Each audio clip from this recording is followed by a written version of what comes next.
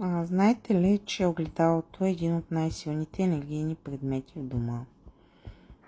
То не само отразява образи, но и задържа и връща енергията в пространството. Затова е важно къде се намира и как се използва. Например, огледало срещу леглото може да създава неспокоен сън, защото през нощта отразява движението и енергията в стаята.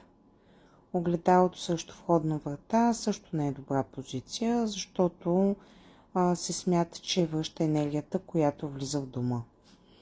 Също така, счупените или напукани огледала също не е добре да се държат в дома, защото нарушават отражението и създават усещане за разпокъсана енергия.